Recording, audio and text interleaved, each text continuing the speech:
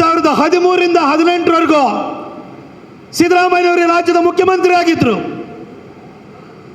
ನೀವು ಒಂದು ಸ್ವಲ್ಪ ಹಿಂದಕ್ಕೆ ಹೋಗಿ ಯೋಚನೆ ಮಾಡಿ.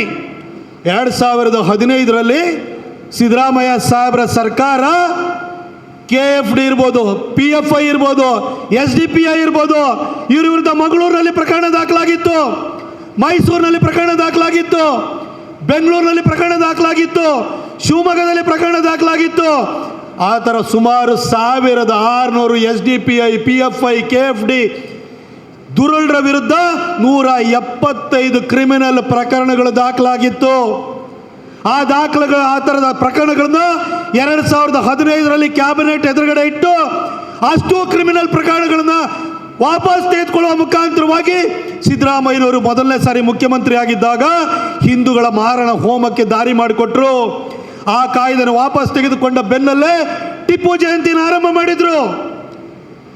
ಮೈಸೂರಿನಲ್ಲಿ ರಾಜು ಹತ್ಯೆ ಆಯಿತು, ಕೊಡಗಿನಲ್ಲಿ ಕುಟ್ಟಪ್ಪ ಹತ್ಯೆ ಆಯಿತು, ಮಂಗಳೂರಿನಲ್ಲಿ ದೀಪಕ್ ರಾವ್ ಹತ್ಯೆ ಆಯಿತು, ಬೆಂಗಳೂರಿನಲ್ಲಿ ಸಂತೋಷ್ ಹತ್ಯೆ ಆಯಿತು, ಬೆಂಗಳೂರಿನಲ್ಲಿ ರುದ್ರೇಶ್ ಮರ್ಡರ್ ಕೇಸ್ ಆಯಿತು, ಕುಶಾಲನಗರದಲ್ಲಿ ಪ್ರವೀಣ್ ಪೂಜಾರಿ ಹತ್ಯೆ ಆಯಿತು, ಮೈಸೂರಿನಲ್ಲಿ ಮಾಗಳಿ ಹತ್ಯೆ ಆಯಿತು, ಹಾಗೆ ಉತ್ತರ ಕರ್ನಾಟಕದಲ್ಲಿ ಪರೇಶ್ ಮೆಸ್ತಾ ಹತ್ಯೆ ಆಯಿತು. ಈ ರೀತಿ ಸರಣಿ ಹತ್ಯೆಗಳು ನಡೀಲಿಕ್ಕೆ ಶುರುವಾಯಿತು. ಅದರ ನಂತರ ಇದೇ ಪಕ್ಕದಲ್ಲೇ ಇರುವಂಥ ಗುಲ್ಬರ್ಗದಲ್ಲಿ ಒಬ್ಬ ಕಳ್ಳ ಮಲ್ಲಿಕಾರ್ಜುನ ಬಂಡೆ ಪೊಲೀಸ್ ಆಫೀಸರ್ನ ಹತ್ಯೆ ಮಾಡಿದ.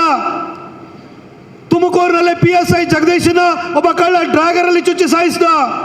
DYSP MK ಗಣಪತಿಯವರು ಅನುಮಾನಾಸ್ಪದವಾಗಿ ಸಾವನ್ನಪ್ಪಿದ್ರು.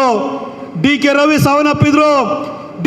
DC ಆಗಿದ್ದಂಥ ಶಿಖಾ ಅವ್ರ ಮೇಲೆ ಅವಾಚ್ಯ ಶಬ್ದಗಳಿಂದ ನಿಂದನೆ ಆಯಿತು. IAS ಆಫೀಸರ್ ರಶ್ಮಿ ಮಹೇಶ್ ಮೇಲೆ ದಾಳಿ ಆಯಿತು.